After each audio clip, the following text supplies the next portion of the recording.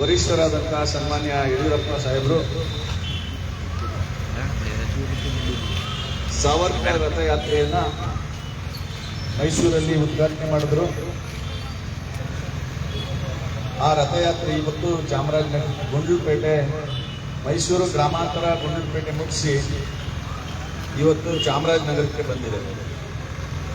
ಇಲ್ಲಿಂದ ಮುಂದೆ ಸಂತೆಮರಳಿ, ಯಳಂದೂರು, ಕೊಳ್ಳೇಗಾಲದ ಮೂಲಕ ಹನೂರಿಗೆ ತಲುಪಿ ನಾಳೆಯಿಂದ ಮಂಡ್ಯ ಜಿಲ್ಲೆಯಲ್ಲಿ ಈ ರಥಯಾತ್ರೆ ಸಂಚರಿಸ್ತಾ ಇದೆ. ಈ ರಥಯಾತ್ರೆಯ ಮೂಲ ಉದ್ದೇಶ ಏನು ಅಂತಂದ್ರೆ, ವಿನಾಯಕ ದಾಮೋದರ್ ಸಾವರ್ಕರ್ ಅವರ ಜೀವನ ಮತ್ತು ಸಾಧನೆಯನ್ನ ಮತ್ತು ಅವರ ಹೋರಾಟವನ್ನ ಜನಮಾನಸಕ್ಕೆ ತಿಳಿಸಬೇಕು ಅನ್ನುವಂಥದ್ದು ಉದ್ದೇಶ. ಯಾಕೆ ಅಂತಂದ್ರೆ, ನಮ್ಮ ದೇಶದಲ್ಲಿ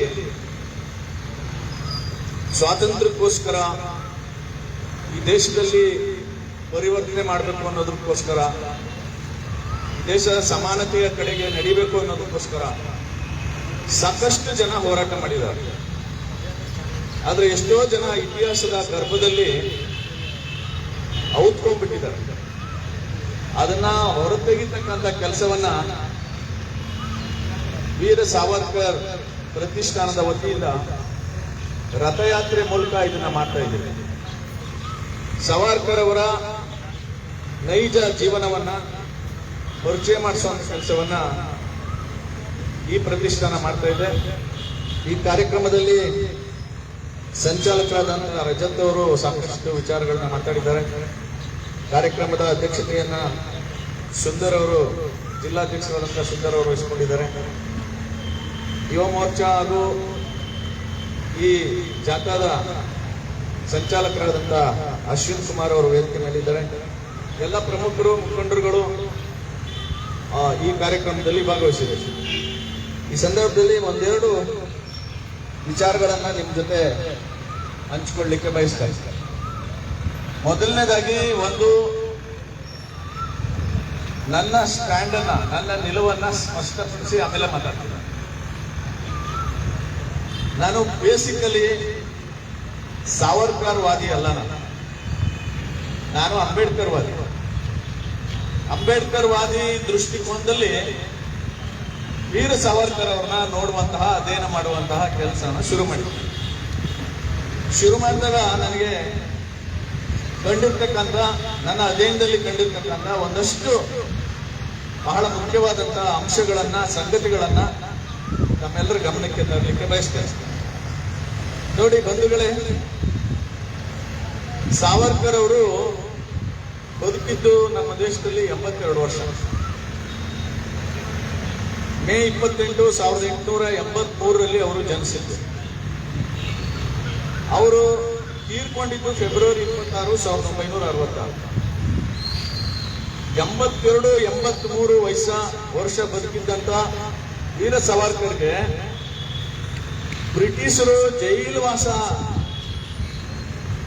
ಅವರು ಮಾಡಿದಂತ ಅಪರಾಧಕ್ಕೆ ಶಿಕ್ಷೆ ಎಷ್ಟು ವರ್ಷ ಕೊಟ್ಟಿದ್ದಾರೆ ಅಂದ್ರೆ 50 ವರ್ಷಗಳು.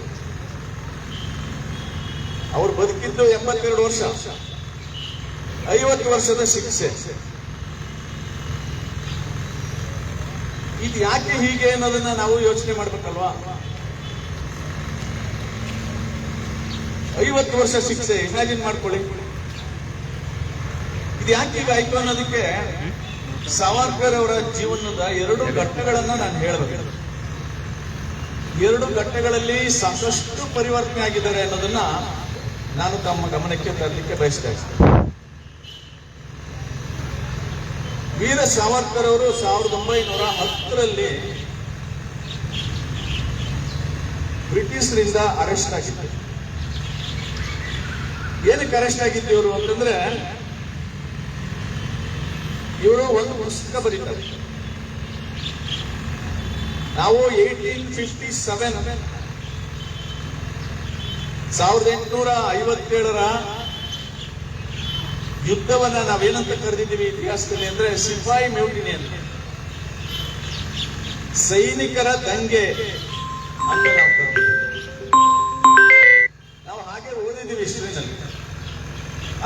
ಸವಾರ್ಕರ್ ಅವರು ಇದನ್ನ ಸೈನಿಕರ ದಂಗೆ ಅಲ್ಲ, it is first war of Indian independence ಅಂತ ಬರ್ತಾರೆ. ಬ್ರಿಟಿಷರಿಂದ ಸ್ವಾತಂತ್ರ್ಯವನ್ನ ಪಡ್ಕೊಳ್ಳಿಕ್ಕೆ ಸೈನಿಕರನ್ನ ಒಳಗೊಂಡಂತೆ ಇಡೀ ಸಮುದಾಯ ಬ್ರಿಟಿಷ್ ಸಾಮ್ರಾಜ್ಯದ ವಿರುದ್ಧ ಹೋರಾಟ ಮಾಡಿದಂತಹ ಮೊದಲ ಸ್ವಾತಂತ್ರ್ಯದ ಚಳವಳಿ ಅಂತ ಬರೆದಿದೆ. ಇದನ್ನ ಬರೆದು ಇಂಗ್ಲೆಂಡ್ ಅಲ್ಲಿ ಇರುವಾಗಲೇ ಬರೆದಿದ್ದು. ಆ ಇಂಗ್ಲೆಂಡ್ ಅಲ್ಲಿ ಆ ಕಾಲದಲ್ಲಿ ಭಾರತೀಯರು ಒಳಗೊಂಡಂತೆ ಇಂಗ್ಲೆಂಡ್ ಇದ್ದಂತ ಅನೇಕ ಯುವಕರು ಎಲ್ಲ ಸೇರಿ ಒಂದು ರೆವಲ್ಯೂಷನರಿ ಗ್ರೂಪ್ ಅನ್ನ ಕಟ್ಕೊಂಡಿರ್ತಾರೆ. ಅಂದ್ರೆ ಬ್ರಿಟಿಷ್ ಸಾಮ್ರಾಜ್ಯದ ವಿರುದ್ಧ ಬಂಡಾಯ ಮಾಡಬೇಕು ಅಂತ ಹೇಳಿ ಒಂದು ಕ್ರಾಂತಿಕಾರಿ ಗುಂಪನ್ನ ಕಟ್ಕೊಂಡಿರ್ತಾರೆ. ಅದಕ್ಕೆ ಇಂಡಿಯಾ ಹೌಸ್ ಅಂತ ಹೆಸರಿಟ್ಟಿರ್ತಾರೆ. ಈ ಇಂಡಿಯಾ ಹೌಸ್ ಮೂಲಕ ಬ್ರಿಟಿಷರನ್ನ ಯುದ್ಧ ಮಾಡಿ ಹೋರಾಟ ಮಾಡಿ ಆಚೆ ಕಳಿಸ್ಬೇಕು ಅನ್ನುವಂತಹ ನಿರ್ಣಯವನ್ನು ತಗೊಂಡು ಅನೇಕ ಹೋರಾಟಗಳನ್ನ ಇವರು ಮಾಡ್ತಾರೆ. ಇದು ನಾನು ಮಾತಾಡ್ತಾ ಇದ್ದೀನಲ್ಲ, ಅಷ್ಟು ಈಸಿಯಾಗಿ ನಡೆದಿಲ್ಲ. ಯಾಕೆ ಈಸಿಯಾಗಿ ನಡೆದಿಲ್ಲ ಅಂತಂದ್ರೆ, ಬ್ರಿಟಿಷರು ಇವರನ್ನ ಅರೆಸ್ಟ್ ಮಾಡಿ ಸೆಲ್ಯುಲಾರ್ ಜೈಲಿಗೆ ಕಳಿಸ್ತಾರೆ. ಅಂಡಮಾನ್ ನಿಕೋಬಾರ್ ಇರ್ತಕ್ಕಂಥ ಸೆಲ್ಯುಲಾರ್ ಜೈಲಿಗೆ ಕಳಿಸ್ತಾರೆ. ಆ ಸೆಲ್ಯುಲಾರ್ ಜೈಲು ಹೇಗಿರುತ್ತೆ ಅಂತಂದ್ರೆ, ರಜತ್ ಸೂಕ್ಷ್ಮವಾಗಿ ಅದನ್ನ ಹೇಳಿದ್ದಾರೆ. 10x10 ಕೋಣೆ, ಒಳಗಡೆ ಹೋಗ್ಲಿಕ್ಕೆ ಬಗ್ಕೊಂಡು ಹೋಗ್ಲಿಕ್ಕೆ ಒಂದು ಬಾಗಿಲು, ಒಂದ್ ಸಣ್ಣ ಕಿಟಕಿ, ಅಷ್ಟು ಬಿಟ್ರೆ ಏನಿಲ್ಲ. ಒಳಗಡೆ ಹೋದ್ರೆ ಕರೆಂಟ್ ಇಲ್ಲ, ಏನಿಲ್ಲ. ಅವರು ಯೂರಿನ್ ಪಾಸ್ ಮಾಡ್ಬೇಕು ಅಂದ್ರೆ ಅಲ್ಲೇ ಮಾಡ್ತಾರೆ, ಟಾಯ್ಲೆಟ್ ಹೋಗ್ಬೇಕು ಅಂದ್ರೆ ಆ ರೂಮಲ್ಲೇ ಮಾಡ್ತಾರೆ. ಇಂತಹ ಕಠೋರವಾದಂತಹ ಶಿಕ್ಷೆಯನ್ನ ವೀರ್ ಸಾವರ್ಕರ್ಗೆ ಕೊಡ್ತಾರೆ ಅಂತಂದ್ರೆ ಏನನ್ಸುತ್ತೆ ನಮ್ಗೆ? ಇವರು ಬ್ರಿಟಿಷರಿಗೆ ಅತ್ಯಂತ ಅಪಾಯಕಾರಿ ವ್ಯಕ್ತಿ ಅಂತ ಅನಿಸಿರೋದ್ರಿಂದ ಇವರನ್ನ ಅಂತಹ ಕಠೋರವಾದಂತಹ ಜೈಲು ಶಿಕ್ಷೆಗೆ ಒಳಪಡಿಸ್ತಾರೆ. 3-4 ಸಾರಿ ಕೋರ್ಟ್ಗೆ ಅಪೀಲ್ ಮಾಡ್ತಾರೆ. ಏನೇ ಅಪೀಲ್ ಮಾಡಿದ್ರು ಇವ್ರಿಗೆ ಬಿಡುಗಡೆ ಆಗಲ್ಲ. ಕೊನೆಗೆ ಜನವರಿ 6, 1924ರಲ್ಲಿ ವೀರ ಸಾವರ್ಕರ್ನ ಬಿಡುಗಡೆ ಮಾಡ್ತಾರೆ. ಆ ಬಿಡುಗಡೆ ಮಾಡೋ ಅಷ್ಟಕ್ಕೆ ಇವರು ಎಷ್ಟು ವರ್ಷ ಸೆಲ್ಯುಲಾರ್ ಜೈಲಲ್ಲಿ ಇದ್ದು ಅಂದ್ರೆ 13 ವರ್ಷ. ನಮಗೆ ಕರೋನಾ ಬಂದಾಗ ಒಬ್ಬರು ಕಾಣಿಸ್ಕೊಳ್ಳದೆ ರೂಮ್ ಒಳಗಡೆ ಇದ್ವಲ್ಲ ನಾವು, ಅದು ಏನೋ ನಮ್ಮನೆ ಒಂದು ಕೋಣೆನಲ್ಲಿ ಹೆಂಡತಿ ಮಕ್ಕಳಿಗೂ ಮುಖ ತೋರಿಸ್ದೆ ನಮಗ್ ನಾವೇ ದಿಗ್ಬಂಧನ ಹಾಕೊಂಡಿದ್ವಲ್ಲ, ಆಗ ನಿಮ್ಮ ಮನಸ್ಥಿತಿ ಹೇಗಿತ್ತು ಅಂತ ಯೋಚನೆ ಮಾಡಿ. ಅದು ಎಷ್ಟು ದಿನ? 7 ದಿನ. ಇನ್ನೊಂದು 7 ದಿನ ಹಾಲಕ್ಕೆ ಬಂದು ಹೋಗಿ ಒಳಗೆ ಸೇರ್ತಾರೆ. ನೀವು ಯೋಚನೆ ಮಾಡಿ. ಈ ಕಾಲಘಟ್ಟದಲ್ಲಿ ನಿಂತು ನಮ್ಗೆ ಏನನ್ಸುತ್ತೆ ಅದನ್ನ ಮಾತಾಡೋದಕ್ಕಿಂತ ಆ ಸಂದರ್ಭದಲ್ಲಿ ನಿಂತು ಯೋಚನೆ ಮಾಡಿ. 14 ದಿನ ನಾವು ಮನೆ ಒಳಗಡೆ ಐಸೋಲೇಷನ್ ಅಲ್ಲಿ ಇರ್ಲಿಕ್ಕೆ ಎಷ್ಟು ಕಷ್ಟಪಟ್ಟಿದ್ದೀವಿ.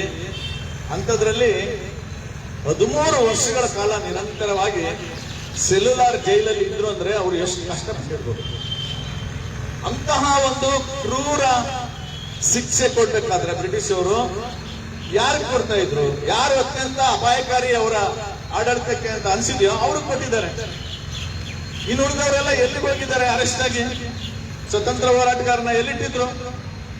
ಯರವಾಡ ಜೈಲಲ್ಲಿ, ಬಿರ್ಲಾ ಮಂದಿರದಲ್ಲಿ. ಅವರೆಲ್ಲ ಯರವಾಡ ಜೈಲು, ಬಿರ್ಲಾ ಮಂದಿರದಲ್ಲಿ ಇದ್ದವರು. ಅವ್ರಿಗೆಲ್ಲ ತರ ಫೆಸಿಲಿಟೀಸ್ ಸಿಕ್ತಿತ್ತು. ಆದ್ರೆ ಸಾವರ್ಕರ್ ಅವ್ರಿಗೆ ಯಾವ ಫೆಸಿಲಿಟೀಸ್ ಇಲ್ಲದೆ ಇರುವಂತಹ ಸೆಲ್ಯುಲಾರ್ ಜೈಲಲ್ಲಿ ಅವ್ರನ್ನ ಇಟ್ಟಿದ್ರು ಅಂತಂದ್ರೆ ಅದಕ್ಕೆ ಕಾರಣ ಬ್ರಿಟಿಷರಿಗೆ ಸಾವರ್ಕರ್ ಆಲೋಚನಾ ಕ್ರಮ ಇದೆಯಲ್ಲ, ಅವರ ಹೋರಾಟದ ದಿಕ್ಕು ದೆಸೆಗಳಿದೆಯಲ್ಲ, ಅದ್ರ ಬಗ್ಗೆ ಅವ್ರಿಗೆ ಭಯ ಇತ್ತು. ಆ ಕಾರಣಕ್ಕೆ ಅವರನ್ನ ಸೆಲ್ಯುಲಾರ್ ಜೈಲಲ್ಲಿ ಇಟ್ಟಿದ್ರು. ಮತ್ತೆ ಅಲ್ಲಿಂದ ಬಿಡುಗಡೆ ಆದ್ಮೇಲೆ ಫ್ರೀಯಾಗಿ ಓಡಾಡಿದ್ರ? ಪೊಲೀಸರ, ಬ್ರಿಟಿಷ್ ಸರ್ಕಾರದ ಪೊಲೀಸರ ಕಣ್ಣುಗಾವಲಿನಲ್ಲಿ ಮತ್ತೆ 13 ವರ್ಷ ಸೆರೆವಾಸ. ರತ್ನಗಿರಿ ಜಿಲ್ಲೆಯಿಂದ ಆಚೆಗೆ ಹೋಗಂಗಿಲ್ಲ. ಸೊ ಒಟ್ಟು ಸೆರೆವಾಸ, ಕೋರ್ಟ್ ಕನ್ಸೆಷನ್ ಕೊಟ್ಟು ಸಹ ಮಾನವೀಯ ನೆಲೆಯಲ್ಲಿ ಕನ್ಸೆಷನ್ ಕೊಟ್ಟು ಸಹ ಅವರು ಜೈಲುವಾಸನ ಅನುಭವಿಸಿದ್ದು 26 ವರ್ಷಗಳು. 13 ವರ್ಷ ಅಜ್ಞಾತವಾಸ, ಇನ್ನು 13 ವರ್ಷ ಮನೆಯಲ್ಲಿರುವಂತ. ರತ್ನಗಿರಿ ಜಿಲ್ಲೆಯನ್ನ ಬಿಟ್ಟು ಒಂದು ಬಾರ್ಡರ್ನು ತಲುಪಂಗಿಲ್ಲ. ಇಂತಹ 26 ವರ್ಷಗಳ ಸೆರೆವಾಸವನ್ನ ಅನುಭವಿಸಿದ್ದಾರೆ. ಅದಕ್ಕೆ ಕಾರಣ ಬ್ರಿಟಿಷರಿಗೆ ವೀರ ಸಾವರ್ಕರ್ ಅತ್ಯಂತ ಅಪಾಯಕಾರಿ ವ್ಯಕ್ತಿ ಅಂತ ಅನಿಸಿರೋದು. ಇದನ್ನ ನಾವು ಅರ್ಥ ಮಾಡ್ಕೊಳ್ಳೋಣ. ಆಮೇಲೆ ಬಂಧುಗಳೇ, ಈ ಅವಧಿನಲ್ಲಿ, ಈ 26 ವರ್ಷಗಳ ಅವಧಿನಲ್ಲಿ ಮೊದಲ 13 ವರ್ಷ ಇದೆಯಲ್ಲ, ಅದು ಅವ್ರ ಜೀವನದಲ್ಲಿ, ಅವರ ಮಾನಸಿಕತೆಯಲ್ಲಿ, ಅವರ ಆಲೋಚನಾ ಕ್ರಮದಲ್ಲಿ ಬಹಳ ದೊಡ್ಡ ಪರಿವರ್ತನೆಯನ್ನು ತಂದಿದೆ ಅಂತ ನನಗೆ ಅನಿಸುತ್ತೆ. ಯಾಕೆ ಅಂತಂದ್ರೆ 1930ರ ನಂತರ ಅವರ ಹೋರಾಟದ ದಿಕ್ಕು ದೆಸೆಗಳನ್ನ ಬದಲಾಯಿಸಿದ್ದಾರೆ. 30ರ ಅವಧಿನಲ್ಲಿ ಮಹಾತ್ಮ ಗಾಂಧೀಜಿ ಹೋರಾಟಕ್ಕೆ ಇಳಿದಿರ್ತಾರೆ, ಬಾಬಾ ಸಾಹೇಬ್ ಅಂಬೇಡ್ಕರ್ ಹೋರಾಟಕ್ಕೆ ಇಳಿದಿರ್ತಾರೆ. ಆಗ ಎದ್ದಿದ್ದಂತ ಬಾಬಾ ಸಾಹೇಬ್ ಅಂಬೇಡ್ಕರ್ ಅವರ ಹೋರಾಟದ ಫಲವಾಗಿ ಜಾತಿ ವ್ಯವಸ್ಥೆ, ಅಸ್ಪೃಶ್ಯತೆಯ ವಿರುದ್ಧ, ದೇವಸ್ಥಾನ ಪ್ರವೇಶದ ವಿರುದ್ಧ, ಕೆರೆ ಕಟ್ಟೆಗಳಿಗೆ ಪ್ರವೇಶ ಮಾಡ್ಲಿಕ್ಕೆ ಬಹಿಷ್ಕಾರ ಇತ್ತಲ್ಲ, ಅದ್ರ ವಿರುದ್ಧ ಬಾಬಾ ಸಾಹೇಬ್ ಅಂಬೇಡ್ಕರ್ ಹೋರಾಟ ಮಾಡ್ತಾ ಇರ್ತಾರೆ. ಅದು ದೊಡ್ಡ ಹೋರಾಟ ಅಂದಿನ ಕಾಲದಲ್ಲಿ. ಈ ಘಟನಾವಳಿಗಳು, ಬಾಬಾ ಸಾಹೇಬ್ ಅಂಬೇಡ್ಕರ್ ಅವರ ಹೋರಾಟದ ಘಟನಾವಳಿಗಳು ವೀರ ಸಾವರ್ಕರ್ ಅವರ ಬದುಕಿನಲ್ಲಿ ಬಹಳ ದೊಡ್ಡ ಪರಿವರ್ತನೆಯನ್ನ ತರುತ್ತೆ ಅಂತಕ್ಕಂಥದ್ದು ನನ್ನ ಒಂದು ಗ್ರಹಿಕೆ. ಯಾಕೆಂದ್ರೆ ನಂತರ ಅವರು ತೆಗೆದುಕೊಂಡಂತ ತೀರ್ಮಾನಗಳಿದೆಯಲ್ಲ, ಅದು ಇದನ್ನ ಸಮರ್ಥಿಸುತ್ತೆ. ಅವ್ರು ಏನ್ ಹೇಳ್ತಾರೆ ಅಂದ್ರೆ, ಬಂಧುಗಳೇ, ಭಾರತೀಯರಾದ ನಾವು, ಅದರಲ್ಲೂ ವಿಶೇಷವಾಗಿ ಹಿಂದೂಗಳು, ನಾವೇ ಸ್ವಯಂಕೃತ ನಮ್ಮ ಕಾಲುಗಳಿಗೆ 7 ರೀತಿಯ ಸರಪಳಿಗಳನ್ನ ಕಟ್ಟಾಕೊಂಡ್ಬಿಟ್ಟಿದ್ದೀವಿ. ನಾವು ಹಿಂದೂಗಳನ್ನ ಕುರಿತು ಮಾತಾಡುವಂಥದ್ದು, 7 ರೀತಿಯ ಸರಪಳಿಗಳನ್ನ ನಮ್ಮ ಕಾಲಿಗೆ ಕಟ್ಟಾಕೊಂಡಿದ್ದೀವಿ. ಈ ಸರಪಳಿಗಳಿಂದ ನಾವು ಬಿಡುಗಡೆ ಆಗ್ಲಿಲ್ಲ ಅಂದ್ರೆ ಭಾರತದ ಐಕ್ಯತೆ, ಸಮಗ್ರತೆ ಮತ್ತೆ ಒಂದು ಬ್ರಿಟಿಷರ ವಿರುದ್ಧ ಒಂದು ಟೋಟಲ್ ರೆವಲ್ಯೂಷನ್ ನಾವು ಮಾಡ್ಲಿಕ್ಕಾಗಲ್ಲ. ಇದರ ಅನುಕೂಲವನ್ನ ಬೇರೆ ಬೇರೆ ಧರ್ಮದವರು ಪಡ್ಕೋತಾ ಇದ್ದಾರೆ. ಮೊದಲು ನಾವು ಈ ಸಂಕೋಲೆಗಳನ್ನ ಕಿತ್ತೊಗೆಯಬೇಕು ಅಂತ ಹೇಳ್ತಾರೆ. ಯಾವುದು ಈ ಸಂಕೋಲೆಗಳು? ಮೊದಲನೇದು ವೇದೋಕ್ತ ನಿಷೇಧ. ಒಂದು ಕಾಲದಲ್ಲಿ ವೇದಗಳನ್ನ ಓದೋದು, ವೇದಗಳನ್ನ ಉಚ್ಚಾರಣೆ ಮಾಡೋದು, ಅಥವಾ ಶೂದ್ರ ರಾಜರು, ಅಸ್ಪೃಶ್ಯರು, ಅವ್ರಿಗೆ ದೀಕ್ಷೆ ಕೊಡ್ಲಿಕ್ಕೆ ವೇದೋಕ್ತ ಮಾಡುವಂಥದ್ದು, ಇದೆಲ್ಲವನ್ನ ನಿಷೇಧ ಮಾಡಲಾಗಿದೆ. ವೀರ ಸಾವರ್ಕರ್ ಹೇಳಿದ್ದೇನಂತಂದ್ರೆ, ವೇದಗಳನ್ನ ಎಲ್ಲರೂ ಕಲೀಲಿ. ಇದಕ್ಕೆ ನಮಗೆ ಇತಿಹಾಸದಲ್ಲಿ ಒಂದು ಉದಾಹರಣೆ ಇದೆ. ಛತ್ರಪತಿ ಶಾಹು ಮಹಾರಾಜ, ಕೊಲ್ಲಾಪುರದ ಮಹಾರಾಜರಿಗೆ ಜೀವನದಲ್ಲಿ ಒಂದು ವೇದೋಕ್ತ ಪ್ರಕರಣ ಅಂತ ಬರ್ತದೆ. ಬಹುಶಃ ಅದು ಕೂಡ ಸಾವರ್ಕರ್ ಅವರು ಇದ್ರ ಬಗ್ಗೆ ಆಲೋಚನೆ ಮಾಡಲಿಕ್ಕೆ ಸಾಧ್ಯ ಆಗಿದೆ ಅಂತ ನಾನು ಯೋಚನೆ ಮಾಡ್ತಾ ಇದ್ದೀನಿ. ವೇದಗಳ ರೂಪದಲ್ಲಿ, ವೇದಗಳ ರೀತಿನಲ್ಲಿ, ವೇದಗಳಲ್ಲಿರುವಂತ ರೀತಿನಲ್ಲಿ ಒಬ್ಬ ರಾಜನಿಗೆ ಪಟ್ಟಾಭಿಷೇಕ ಮಾಡಬೇಕು. ಅದು ಯಾರಿಗೆ ಮಾಡಬೇಕು? ಕ್ಷತ್ರಿಯರಿಗೆ ಮಾತ್ರ ಮಾಡಬೇಕು, ಬ್ರಾಹ್ಮಣರಿಗೆ ಮಾತ್ರ ಮಾಡಬೇಕು, ಉಳಿದವ್ರಿಗೆ ಮಾಡಂಗಿಲ್ಲ ಅನ್ನೋ ಪದ್ಧತಿ ಇತ್ತಲ್ಲ. ಈ ಪದ್ಧತಿ ನಮ್ಮ ಸಮಾಜವನ್ನ ವಿಭಜನೆ ಮಾಡುತ್ತೆ. ಮೊದಲು ಇದನ್ನ ನಿಷೇಧ ಮಾಡಿ ಅಂತ ಹೇಳ್ತಾರೆ. ನೋಡಿ, ಆ ಕಾಲದಲ್ಲಿ ಯೋಚನೆ ಮಾಡ್ಕೊಳ್ಳಿ. ಈಗ ನಾವೆಲ್ಲರೂ ಮಾತಾಡ್ತಾ ಇದ್ದೀವಿ, ಆದ್ರೆ ಆ ಕಾಲದಲ್ಲಿ ಈ ವೇದೋಕ್ತ ನಿಷೇಧ ಇದೆಯಲ್ಲ, ಇದನ್ನ ತೆಗಿಬೇಕು, ಎಲ್ಲರಿಗೂ ಫ್ರೀಯಾಗಿ ಬಿಡ್ಬೇಕು ಇದನ್ನ ಅಂತ ಹೇಳಿ ಹೋರಾಟ ಶುರು ಮಾಡಿದ್ರು. ಎರಡನೇ ಸಂಕೋಲೆ ಏನು ಅಂದ್ರೆ ಉದ್ಯೋಗ ನಿಷೇಧ. ಬ್ರಾಹ್ಮಣರು ಪುರೋಹಿತರಾಗಬೇಕು, ಕುರುಬರು ಕುರಿ ಕಾಯ್ಬೇಕು, ಮಡಿವಾಳರು ಬಟ್ಟೆನೆ ಒಗಿಬೇಕು, ಒಕ್ಕಲಿಗರು ಒಕ್ಕಲ್ತನ ಮಾಡಬೇಕು ಅನ್ನೋದು ವಂಶ ಪಾರಂಪರ್ಯವಾಗಿ ಬಂದಿದ್ದಂತ ಪದ್ಧತಿ. ಅದನ್ನ ಬಿಟ್ಟು ಮಾಡಂಗಿರ್ಲಿಲ್ಲ, ಹಂಗಿತ್ತು ಒಂದು ಕಾಲದಲ್ಲಿ. ಬ್ರಾಹ್ಮಣ ಸಮಾಜಕ್ಕೆ ಸೇರಿದಂತ ವೀರ ಸಾವರ್ಕರ್ ಅವರು ಇದ್ರ ವಿರುದ್ಧ ಮಾತಾಡ್ತಾರೆ, ಇದ್ರ ವಿರುದ್ಧ ಹೋರಾಟ ಮಾಡ್ತಾರೆ. ಒಬ್ಬ ಭಂಗಿ ಅಂತಂದ್ರೆ ಜಾಡ್ಮಲ್ಲಿ ಅವನು ಪುರೋಹಿತ ಆಗ್ಬೋದು. ಒಬ್ಬ ವ್ಯವಸಾಯ ಮಾಡ್ತಾ ಇರೋನು ಅವನು ಮೇಷ್ಟ್ರಾಗ್ಬೋದು. ಈ ಇಂಥವ್ರು ಇಂತಿಂತ ಉದ್ಯೋಗನೇ ಮಾಡ್ಬೇಕು ಅನ್ನೋಂತ ಕಟ್ಟಳೆಗಳಿದೆಯಲ್ಲ, ಆದ್ರಿಂದ ಹಿಂದೂ ಸಮಾಜ ಹೊಡೆದೋಗುತ್ತೆ, ಹಾಳಾಗುತ್ತೆ, ನಿಲ್ಲಿಸಿ ಇದನ್ನ ಅಂತ ಹೋರಾಟ ಮಾಡಿ. ಭಾರತದ ಐಕ್ಯತೆಗೆ ಸಮಗ್ರತೆಗೆ ಧಕ್ಕೆ ಬರ್ತದೆ, ಇದನ್ನ ತೆಗೀರಿ ಅಂತ ಹೇಳುದು. ಆ ಕಾಲಘಟ್ಟದಲ್ಲಿ ಯೋಚನೆ ಮಾಡಿ. ಇವತ್ತು ನಾನಿಲ್ಲಿ ನಿಂತ್ಕೊಂಡು ಮಾತಾಡೋದು ದೊಡ್ಡ ವಿಚಾರ ಅಲ್ಲ. ಆ ಕಾಲಘಟ್ಟದಲ್ಲಿ ಬಹಳ ಸಂಕುಚಿತ ಮನೋಭಾವ ಇದ್ದಂತ ಸಂದರ್ಭದಲ್ಲಿ ಯಾರು ತಮ್ಮ ಸಾಮರ್ಥ್ಯ ಪ್ರತಿಭೆ ಮೇಲೆ ಯಾವ ಉದ್ಯೋಗ ಬೇಕಾದ್ರೂ ಮಾಡಬಹುದು ಅನ್ನುವಂತಹ ಆಲೋಚನೆಗಳನ್ನ ಸಮಾಜದಲ್ಲಿ ಬಿತ್ತುವಂತ ಕೆಲಸವನ್ನ ಮಾಡಿದ್ರು. ಇದು ಎರಡನೇ ಸಂಕೋಲೆ. ನಮಗೆ ನಾವೇ ನಮ್ಮ ಕಾಲ್ಗೆ ಹಾಕೊಂಡಿರೋ ಸಂಕೋಲೆ, ಇದನ್ನ ತೆಗೀರಿ. ಮೂರನೇದು ಅಸ್ಪೃಶ್ಯತೆ ನಿಷೇಧ. ಅಸ್ಪೃಶ್ಯತೆ ನಿಷೇಧದ ಬಗ್ಗೆ ಮಾತಾಡ್ತಾರೆ. ತುಂಬಾ ಮೆಟೀರಿಯಲ್ ಇದೆ, ಸಮಯ ಇಲ್ಲ ನನಗೆ, ಸೂಕ್ಷ್ಮವಾಗಿ ಹೇಳ್ತೀನಿ. ಅಭಿನವ ಸಾವರ್ಕರ್ ಅಂತ ಒಂದು ಪುಸ್ತಕ ಇದೆ, ಅದನ್ನ ತೆಗೆದುಕೊಂಡು ಓದಿ. ಇದೆಲ್ಲವೂ ದಾಖಲೆ.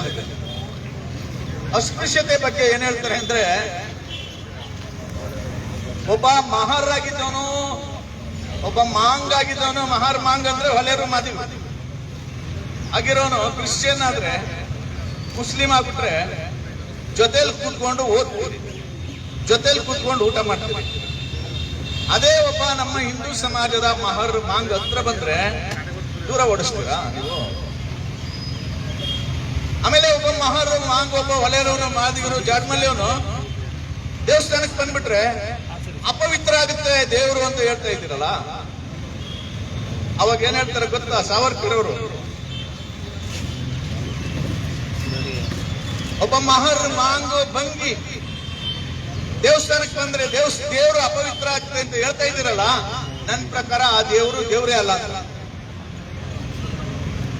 ಅಂತಹ ದೇವತೆಗಳಲ್ಲ ಅಂತ ಹೇಳ್ತಾರೆ. ನಮ್ ಕೈಲಿ ಇದನ್ನ ಮಾತಾಡಕ್ಕೆ ಇವತ್ತಿಗೂ ಸಾಧ್ಯ ಇಲ್ಲ, ಆದ್ರೆ ಆ ಕಾಲದಲ್ಲಿ ಮಾತಾಡಿದ್ದಾರೆ. ಇದೆಲ್ಲ ಏನು ಹುಡುಗಾಟದ ಮಾತಾಡ್ತೀರಿ? ಇದನ್ನೆಲ್ಲ ನಾವು ನಾಗರಿಕರು ಮತ್ತು ಸಿವಿಲೈಸ್ಡ್ ಪರ್ಸನ್ಸ್ ನಾವು ಇದನ್ನ ಯೋಚನೆ ಮಾಡ್ತೀವಿ. ನಾಲ್ಕನೇದು ಬಹಳ ವಿಚಿತ್ರವಾದ್ದು. ಇದು ಇತ್ತು ಒಂದು ಕಾಲದಲ್ಲಿ, ಸಮುದ್ರ ಪರ್ಯಟನೆ ನಿಷೇಧ. ಸಮುದ್ರನ ದಾಟಿ ಬೇರೆ ದೇಶಕ್ಕೆ ಹೋಗೋದು ಪಾಪ ಅನ್ನುವಂತ ಪ್ರಜ್ಞೆ ಇತ್ತು ನಮ್ಮಲ್ಲಿ. ಆ ತರದೊಂದು ಪದ್ಧತಿ ಇತ್ತು ನಮ್ಮಲ್ಲಿ. ಇದನ್ನ ನೀವು ನಿಲ್ಲಿಸಲಿಲ್ಲ ಅಂದ್ರೆ ಭಾರತದ ಶಕ್ತಿ ಸಾಮರ್ಥ್ಯ ವಿದೇಶಗಳಲ್ಲಿ ವ್ಯಕ್ತ ಆಗ್ಲಿಕ್ಕೆ, ಮ್ಯಾನಿಫೆಸ್ಟ್ ಆಗ್ಲಿಕ್ಕೆ ಸಾಧ್ಯನೇ ಇಲ್ಲ. ಇದೊಂದು ವಿಚಿತ್ರ ಮನಸ್ಥಿತಿ, ಇದು ಮನೋರೋಗ ಇದ್ದಂಗೆ ಅಂತ ಹೇಳ್ತಾರೆ ಅವರು. ನೀನು ಸಮುದ್ರ ದಾಟಿ ಆಚೆ ಹೋಗ್ಬಾರ್ದು ಅಂತ ಹೇಳುವಂತ ಮಾನಸಿಕತೆ ಇದೆಯಲ್ಲ, ಅದು ಒಂದು ಮನೋರೋಗ. ಅದರಿಂದ ಬಿಡುಗಡೆ ಆಗ್ಬೇಕು ಅಂತ ಹೇಳ್ತಾರೆ. ಐದನೇದು ಶುದ್ಧಿ ನಿಷೇಧ. ಯಾರಾದ್ರೂ ದೇವಸ್ಥಾನಕ್ಕೆ ನುಗ್ಬಿಟ್ರೆ ದೇವರನ್ನ ತೊಳೆದು ಸಗಣಿ ಹಾಕಿ ಶುದ್ಧೀಕರಣ ಮಾಡೋದು, ಇದನ್ನ ನಾನ್ಸೆನ್ಸ್ ಅಂತಾರೆ ಅವರು, ಸಾವರ್ಕರ್ ಅವರು. What A nonsense. ಇದರಿಂದ ನಮ್ಮ ದೇಶ ಇವತ್ತು ಪರಕೀಯರ ಆಳ್ವಿಕೆಗೆ ಒಳಗಾಗಿರೋದು. ಇದರಿಂದ ನಾವು ಈಚೆ ಬರಬೇಕು. ಆ ಶುದ್ಧೀಕರಣ ಅನ್ನೋ ಕಲ್ಪನೆ ಇದೆಯಲ್ಲ, ಅದನ್ನೇ ನಿಲ್ಲಿಸಿ. ದೇವಸ್ಥಾನಗಳಿರ್ಬೋದು, ಮುಟ್ಟೋದ್ರಿಂದ ಇರ್ಬೋದು, ಒಂದು ಪ್ರದೇಶಕ್ಕೆ ಬರೋದ್ರಿಂದ ಇರ್ಬೋದು, ಅಲ್ಲಿ ಗಂಗಾ ಜಲವನ್ನು ಹಾಕಿ ಶುದ್ಧೀಕರಣ ಮಾಡುವಂತ ವಿಚಿತ್ರವಾದಂತ ಪದ್ಧತಿ ಇದೆಯಲ್ಲ, ಇದು ನಮ್ಮ ಕಾಲಿಗೆ ನಾವೇ ಹಾಕೊಂಡಿರ್ತಕ್ಕಂಥ ಬೇಡಿ. ಇದನ್ನ ನಿಲ್ಲಿಸಿ ಅಂತ ಹೇಳ್ತಾರೆ, ಹೋರಾಟ ಮಾಡ್ತಾರೆ. ಆರನೇದು ಸಹಭೋಜನ.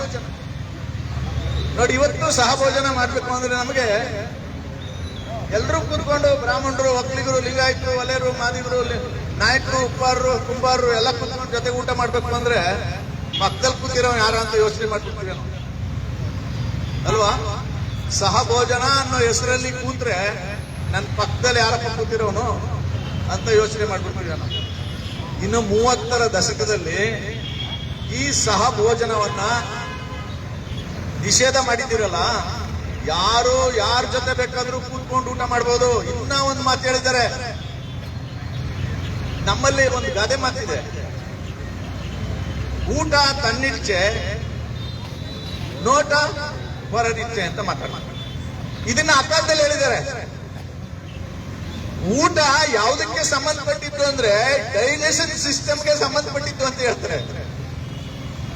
ನಿನಗೆ ಯಾವುದು ಪಥ್ಯ ಆಗುತ್ತೋ ಅದನ್ನ ತಿನ್ಲಿಕ್ಕೆ ಅವನಿಗೆ ಹಕ್ಕಿದೆ. ಮಾಂಸಾಹಾರಿಗಳಿಗೆ ಮಾಂಸ ತಿನ್ನೋ ಹಕ್ಕಿದೆ, ಸಸ್ಯಾಹಾರಿಗಳಿಗೆ ಸಸ್ಯ ತಿನ್ನೋ ಹಕ್ಕಿದೆ.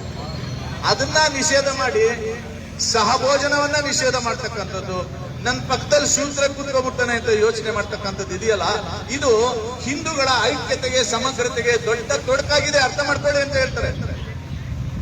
ಆ ಸಂದರ್ಭದಲ್ಲಿ ಪಟ್ಟಭದ್ರ ಹಿತಾಸಕ್ತಿಗಳು ಅವ್ರ ವಿರುದ್ಧ ಹೋರಾಟ ಮಾಡ್ತಾರೆ. ಈಗ ನಾವು ಸಾವರ್ಕರ್ ಪರವಾಗಿ ಹೋರಾಟ ಮಾಡ್ತಾ ಇದ್ದೀವಿ, ಆ ಕಾಲದಲ್ಲಿ ಸಾವರ್ಕರ್ ಸಮಾಜದವರೇ ಅವ್ರ ವಿರುದ್ಧ ಹೋರಾಟ ಮಾಡ್ತಾರೆ.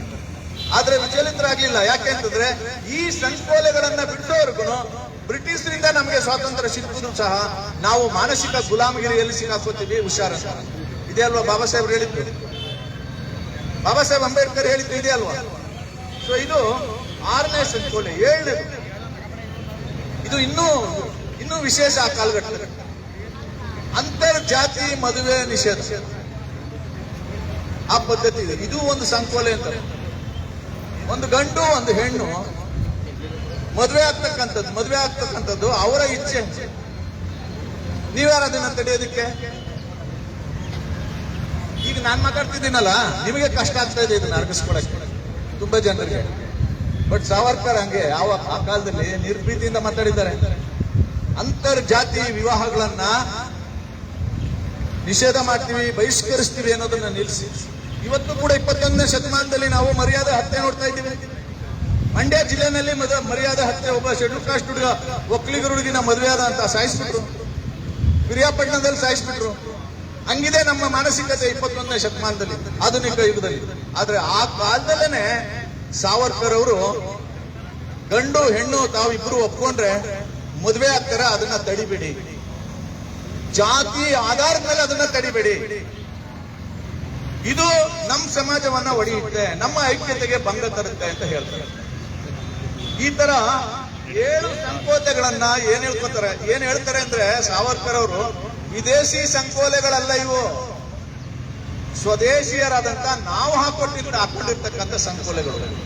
ಈ ಸಂಕೋಲೆಗಳಿಂದ ನಾವು ಬಿಡುಗಡೆ ಹೊಂದಿಲ್ಲ ಅಂತಂದ್ರೆ ಭಾರತದ ಐಕ್ಯತೆ, ಅಥವಾ ಅವರ ಪರಿಭಾಷೆನಲ್ಲೇ ಹೇಳೋದಾದ್ರೆ ಹಿಂದೂ ಧರ್ಮದ ಐಕ್ಯತೆ ಸಮಗ್ರತೆಯನ್ನು ಎಲ್ಲುಳಿಸ್ಕೊತಿರೋದು. ಅದಕ್ಕೆ ಈ ಸಂಕೋಲೆಗಳನ್ನ ಯಾರೂ ತೆಗೆಯಲ್ಲ, ವಿದೇಶಿಯರು ಯಾರು ಬಂದು ನಮ್ಮ ಈ ಸಂಕೋಲೆಗಳನ್ನ ತೆಗೆಯಲ್ಲ. ಯಾಕೆಂದ್ರೆ ಈ ಸಂಕೋಲೆಗಳನ್ನ ನಮ್ಮ ಕಾಲಿಗೆ ನಾವೇ ಹಾಕೊಂಡಿದ್ದೀವಿ. ಸೊ ಇದನ್ನ ತೆಗಿಬೇಕು. ಇದನ್ನ ತೆಗೆಯೋದ್ರ ಜೊತೆಗೆ ಬ್ರಿಟಿಷರನ್ನ ಭಾರತದಿಂದ ಒತ್ತೋಡಿಸ್ಬೇಕು. ನಮ್ಮ ವಿದೇಶಿ ಶಕ್ತಿಗಳಿವೆ ಅವನ್ನ ಆಚೆ ಓಡಿಸ್ಬೇಕು. ಸ್ವದೇಶಿ ಒಳಗಡೆ ಇರ್ತಕ್ಕಂಥ ನಮ್ಮ ಮಾನಸಿಕತೆಯನ್ನ ನಾವು ಬದಲಾವಣೆ ಮಾಡ್ಕೋಬೇಕು. ನಮ್ಮ ಮಾನಸಿಕತೆ ಬದಲಾವಣೆ ಆದ್ರೆ ನಾವಿವತ್ತೊಂದು ಘೋಷಣೆ ಕೂಗ್ತೀವಲ್ಲ, ಹಿಂದೂ ನಾವೆಲ್ಲ ಒಂದು ಘೋಷಣೆ ಕೂಗ್ತೀವಲ್ವಾ, ಈ 7 ಸಂಕೋಲೆಗಳನ್ನ ಇಟ್ಕೊಂಡು ಹೇಗ್ರಿ ಘೋಷಣೆ ಕೂಗ್ತೀರಿ ನೀವು? ಹೇಳಿ, ಹೇಗ್ ಘೋಷಣೆ ಕೂಗ್ತೀರಿ? ಸಾವರ್ಕರ್ ಅವರ ಏನು ಈ ರಥಯಾತ್ರೆ ಸಂದರ್ಭದಲ್ಲಿ ನಾವು ಅವರ ಸಂದೇಶವನ್ನ ಕೊಡ್ಲಿಕ್ಕೆ ಹೋಗ್ತಾ ಇದ್ವಿ. ಈ ಸಂದರ್ಭದಲ್ಲಾದ್ರೂ ನಾವು ನಾವೇ ಹಾಕೊಂಡಿರ್ತಕ್ಕಂಥ 7 ಸಂಕೋಲೆಗಳಿಂದ ನಾವು ಬಿಡುಗಡೆ ಹಾಕಬೇಕಾಗಿದೆ. ಒಂದು ಸಂಕೋಲೆಯಿಂದ ಬಿಡುಗಡೆ ಆಗಿದ್ದೀವಿ. ಅದ್ಯಾವುದು ಅಂತಂದ್ರೆ, ಇಂಡಿಯಾದಲ್ಲಿರೋರು ಅಮೆರಿಕದಲ್ಲಿ ಹೋಗಿ ವ್ಯಾಪಾರ ಮಾಡ್ಬೋದು, ಅಮೆರಿಕಾದಲ್ಲಿರೋರು ಚೈನಾದಲ್ಲಿ ಬಂದು ವ್ಯಾಪಾರ ಮಾಡೋದು. ಗ್ಲೋಬಲೈಸೇಷನ್, ಆರ್ಥಿಕ ಅಗತ್ಯ, ಗ್ಲೋಬಲೈಸೇಷನ್, ಅದಕ್ಕೆ ಬೌಂಡ್ರಿ ಇಲ್ಲ. ಇನ್ನ ಉಳಿದ ಎಲ್ಲದಕ್ಕೂ ಕೂಡ ಈಗಲೂ ನಾವು ಸಣ್ಣ ಪ್ರಮಾಣದಲ್ಲಾದ್ರೂ ಬೌಂಡ್ರಿ ಹಾಕೊಂಡಿದ್ದೀವಿ. ಅದನ್ನ ನಮ್ಮನ್ನ ವಿರೋಧ ಮಾಡೋ ಶಕ್ತಿಗಳು ಅಡ್ವಾಂಟೇಜ್ ಆಗಿ ತಗೋತಾರೆ. So we should be very careful. ಇಷ್ಟನ್ನ ಹೇಳ್ತಾ ಕೊನೆಯದಾಗಿ ಒಂದ್ಸತಿ ಅವರು ಧನಂಜಯ ಎಕ್ಕಿರಿ ಅವರು ಬರೆದಿರುವಂತ ವೀರ್ ಸಾವರ್ಕರ್ ಈ ಪುಸ್ತಕದಲ್ಲಿ ಹೇಳ್ತಾರೆ. ಏನ್ ಹೇಳ್ತಾರೆ ಗೊತ್ತಾ ಸ್ನೇಹಿತರೆ? ನನಗೆ ಇದೆಲ್ಲವೂ ಕುತೂಹಲ, ಅದಕ್ಕೆ ನಾನು ವೀರ ಸಾವರ್ಕರ್ ಬಗ್ಗೆ ಮಾತಾಡ್ತಾ ಇದ್ದೀನಿ. ಬಟ್ ಮೈಂಡ್ ಯು, ಅಂಬೇಡ್ಕರ್ ವಾದಿಯಾಗಿ ಮಾತಾಡ್ತಾ ಇದ್ದೀನಿ, ಅಂಬೇಡ್ಕರ್ ವಾದಿಯಾಗಿ ಬರೀತಾ ಇದ್ದೀನಿ. ಸತ್ಯನೇ ಬರಿಬೇಡ, ನೀನು ಕತ್ತರ್ಸಾಕ್ಬಿಡ್ತೀವಿ ಅಂದ್ರೆ ಕತ್ತರ್ಸಾಕ್ಬಿಡಿ, ಹೋಗಿ ಸತ್ಯ ಹೇಳ್ತೀವಿ. ಪ್ರತಿಯೊಬ್ಬ ವ್ಯಕ್ತಿಗೆ ಪ್ರತಿಯೊಂದು ಹೋರಾಟಕ್ಕೆ ಒಂದು ಪಾಸಿಟಿವ್ ಆಂಗಲ್ ಇರ್ತದೆ, ಇನ್ನೊಂದು ನೆಗೆಟಿವ್ ಆಂಗಲ್ ಇರ್ತದೆ. ನೆಗೆಟಿವ್ ಆಂಗಲ್ 66-67ನೇ ವರ್ಷದಲ್ಲಿ ನನಗೆ ಯಾಕಪ್ಪ 20 ವರ್ಷ ಈ ನೆಗೆಟಿವ್ ಲೈನ್ ಅಲ್ಲಿ ಯೋಚನೆ ಮಾಡಿ ನಾನು ನೆಗೆಟಿವ್ ಆಗ್ಬಿಡುವೆ. ಈಗ ಪಾಸಿಟಿವ್ ಆಂಗಲ್ ಅಲ್ಲಿ ಯೋಚನೆ ಮಾಡಕ್ಕೆ ಶುರು ಮಾಡಿ. ಸೊ ಅದಕ್ಕೆ ಟೀಕೆ ಟಿಪ್ಪಣಿಗಳು ಬರುತ್ತೆ, ಬರಲಿ. ನನ್ನನ್ನ ಬೈಯೋರ್ಗೆ, ನನ್ನನ್ನ ಟೀಕೆ ಮಾಡೋರ್ಗೆ ಈ ಜಾಗದಲ್ಲಿ ತಂದೆ ಚಾಮರಾಜೇಶ್ವರ, ಮಲೆ ಮಹದೇಶ್ವರ ಅವ್ರಿಗೆ ಆಯಸ್ಸು, ಆರೋಗ್ಯ, ಸರಿಯಾದ ಮನಸ್ಥಿತಿಯನ್ನ ಕರುಣಿಸಪ್ಪ ಅಂತ ಅಷ್ಟೇ ಮಾತ್ರ ಹೇಳ್ತಾರೆ. ಹೇಳ್ತಾ ನೋಡಿ. ಕೊನೆಯದಾಗಿ ಅವ್ರು ಏನ್ ಹೇಳ್ತಾರೆ ಅಂದ್ರೆ, ನಾಸಿಕ್ ಜಿಲ್ಲೆನಲ್ಲಿ ಇರುವಾಗ ಒಂದ್ಸತಿ ಒಂದು ಅಸ್ಪೃಶ್ಯರ ಮನೆಯಲ್ಲಿ ಟೀ ಕುಡಿಯಕ್ಕೆ ಹೋಗ್ತಾರೆ. ಇಂಗ್ಲಿಷ್ ಅಲ್ಲಿ ಇದೆ, ಓದ್ಬಿಡ್ಲಾ? ಇವನು ಏನೇನು ಬೇಕೋ ಹಂಗ್ ಬರೀತಾನೆ, ಓದ್ತಾನೆ ಅಂತ ಹೇಳ್ತಾರೆ. ಅದಕ್ಕೆ ಓದ್ಬಿಡ್ತೀನಿ ನೋಡಿ. During his stay at Nashik he rescued some Mahar Hindu from the snare of Aga Khani Mohammedans. With the permission of the government, he visited Bagur, Trimbak, Eola and Nagar and propagated his new Hindu Sangatanist ideology among the people. Aga Khani Mohammedans na ತೆಕ್ಕೆಯಲ್ಲಿ ಸಿಕ್ಕಾಕೊಳ್ತಿರ್ತಕ್ಕಂಥ ಹಿಂದೂ ಫ್ಯಾಮಿಲಿಯವ್ರನ್ನ ಬಿಡಿಸ್ಲಿಕ್ಕೆ ಹೋಗ್ತಾರೆ. At Bhagur Savarkar to the horror of the orthodox. ನೋಡಿ ಏನ್ ಪದ ಬಳಸಿದ್ದಾರೆ. Orthodox ಹಿಂದೂಗಳ ಕ್ರೌರ್ಯವನ್ನ ವಿರೋಧಿಸಿ had tea at the house of an untouchable. ಒಬ್ಬ ಅಸ್ಪೃಶ್ಯನ ಮನೆಯಲ್ಲಿ ಟೀ ಕುಡಿದ್ರು. And expressed wish that after his death his body should be carried by a Mahar, a Maratha, a Brahmin and a Mang. Tea ಕುಡಿಯಕ್ಕೆ ಅಸ್ಪೃಶ್ಯರ ಮನೆಗೆ ಹೋದಾಗ ಆರ್ಥೋಡಾಕ್ಸ್ ಹಿಂದೂಗಳೆಲ್ಲ ವಿರೋಧ ಮಾಡ್ತಾರೆ. ಅದು ಯಾವುದನ್ನ ಲೆಕ್ಕಿಸ್ದೆ ಸುಂದರ್, ಅದು ಯಾವುದನ್ನ ಲೆಕ್ಕಿಸ್ದೆ ಟೀ ಕುಡ್ಕೊಂಡು ಅವ್ರ ಮನೇಲಿ ಏನ್ ಹೇಳ್ತಾರೆ ಗೊತ್ತಾ? ನಾನು ಸತ್ರೆ ನನ್ನ ಹೆಣವನ್ನ 4 ಜನ ಹೊತ್ಕೊಂಡು ಹೋಗ್ಬೇಕು. 4 ಜನ ಯಾರ್ಯಾರು ಅಂದ್ರೆ, ಒಬ್ಬ ಮಹರ್ ಅಂದ್ರೆ ಹೊಲೆರೋ, ಒಬ್ಬ ಮರಾಠ ಛತ್ರಪತಿ ಶಿವಾಜಿ ಮಹಾರಾಜ ಸಮುದಾಯ, ಒಬ್ಬ ಮರಾಠ, ಒಬ್ಬ ಬ್ರಾಹ್ಮಣ ಮತ್ತು ಒಬ್ಬ ಮಾಂಗ್ ಅಂದ್ರೆ ಮದುವೆ. ಈ 4 ಜನ ನನ್ನ ಹೆಣವನ್ನು ಹೊತ್ಕೊಂಡು ಹೋಗ್ಬೇಕು ಅಂತ ಆಸೆ. ಇದು ಪರಿವರ್ತನೆ ಅಲ್ವಾ? ಕುದ್ಮಲ್ ರಂಗರಾವ್ ಮಂಗಳೂರಲ್ಲಿ ಒಬ್ರು ಸಮಾಜ ಸುಧಾರಕರಿದ್ರು, ಗಾಂಧಿವಾದಿಗಳು. ಅವ್ರು ಏನ್ ಹೇಳಿದ್ರು ಅಂದ್ರೆ, ಒಬ್ಬ ಅಸ್ಪೃಶ್ಯರ ಹುಡುಗ ಓದಿ ವಿದ್ಯಾವಂತನಾಗಿ ಡೆಪ್ಟಿ ಕಮಿಷನರ್ ಆಗಿ ಕಾರಲ್ಲಿ ಬರುವಾಗ ಆ ಕಾರಿನ ಧೂಳು ನನ್ನ ತಲೆ ಮೇಲೆ ಬಂದು ಕೂತ್ರೆ ನನ್ನ ಜೀವನ ಸಾರ್ಥಕ, ನಾನು ಮಾಡಿರೋ ಪಾಪ ಎಲ್ಲ ಕಳೆದೋಯ್ತು ಅಂತ ಬರ್ಕೊಂಡಿದ್ದಾರೆ. ಏನ್ರಿ ಕುದ್ಮಲ್ ರಂಗರಾವ್ ಅಂತ ಬರ್ಕೊಂಡಿದ್ದಾರೆ. ಅವ್ರ ಸಮಾಧಿ ಮೇಲೆ ಹಂಗೆ ಬಂದಿದ್ದಾರೆ ಮಂಗಳೂರಲ್ಲಿ. ವೀರ ಸಾವರ್ಕರ್ ನಾನು ಸತ್ತಾಗ ನನ್ನ ಹೆಣನ ಒಬ್ಬ ಬ್ರಾಹ್ಮಣ, ಒಬ್ಬ ಮರಾಠ, ಒಬ್ಬ ಹೊಲೆಯ, ಒಬ್ಬ ಮಾದಿಗ 4 ಜನ ಒತ್ಕೊಂಡು ಹೋಗ್ಬೇಕು ಅಂತ. ಎರಡರಲ್ಲೂ ಸಾಮ್ಯತೆ ಇಲ್ವಾ? ಹೇಳುವ ರೀತಿ ನನ್ನಷ್ಟು ತೀಕ್ಷ್ಣ ಇಲ್ಲದೆ ಇರ್ಬೋದು, ಬಾಬಾ ಸಾಹೇಬ್ರಷ್ಟು ತೀಕ್ಷ್ಣ ಇಲ್ಲದೆ ಇರ್ಬೋದು. ಒಬ್ಬ ಸಂಪ್ರದಾಯವಾದಿ ಕುಟುಂಬದಲ್ಲಿ ಬಂದಂತ ವ್ಯಕ್ತಿ ಇಷ್ಟು ದೊಡ್ಡ ಪ್ರಮಾಣದ ಸಾಮಾಜಿಕ ಪರಿವರ್ತನೆ ಆಗ್ಬೇಕು, ಜಾತಿ ವ್ಯವಸ್ಥೆ, ಅಸ್ಪೃಶ್ಯತೆ ಹೋಗ್ಬೇಕು, ಅದು ಹಿಂದೂ ಧರ್ಮಕ್ಕೆ ಅಂಟಿರ್ತಕ್ಕಂಥ ಕಳಂಕ, ಅದನ್ನ ತೆಗಿಲಿಲ್ಲ ಅಂದ್ರೆ ಭಾರತೀಯ ಸಮಾಜ ಐಕ್ಯತೆಯಿಂದ ಇರಕ್ಕಾಗಲ್ಲ ಅಂತ ನಿರ್ಧಾರ ಮಾಡ್ತಾರೆ. ಅವರು ಎಳೆಯ ವಯಸ್ಸಿನಲ್ಲಿ 26, 27, 20, 30 ಆ ಏಜ್ ಅಲ್ಲಿ ರೆವಲ್ಯೂಷನರಿ ಆಗಿದ್ರು. 13 ವರ್ಷದ ಕಾಲಪಾನಿ ಅವ್ರನ್ನ ಟ್ಯೂನ್ ಮಾಡಿದೆ ಅಂತ ನನ್ಗನ್ಸುತ್ತೆ. ಅವನ್ನ ಟ್ಯೂನ್ ಮಾಡಿ ಆ ಕ್ರಾಂತಿಕಾರಿಯಾಗಿದ್ದಂತ ಸಾವರ್ಕರ್ ಸಮಾಜ ಸುಧಾರಕರಾಗಿ ಪರಿವರ್ತನೆ ಆಗಿದ್ದಾರೆ. ಅವರ ಬಾಯಿಂದ ಬಂದಿರುವಂತ ಮಾತು. ಇದನ್ನ ನಾವು ಇವತ್ತು ಮಾತಾಡಬೇಕಾಗಿದೆ, ಜನಮಾನಸಕ್ಕೆ ತಲುಪಿಸಬೇಕಾಗಿದೆ. ಅದರ ಮೂಲಕ ಅನಗತ್ಯವಾದಂತಹ ವೈರುಧ್ಯಗಳನ್ನ ತಡಿಬೇಕಾಗಿದೆ. ನಮ್ಮ ದೇಶವನ್ನ ಅಭಿವೃದ್ಧಿ ಪಥದ ಕಡೆ ತಗೊಂಡು ಹೋಗ್ಬೇಕಾಗಿದೆ.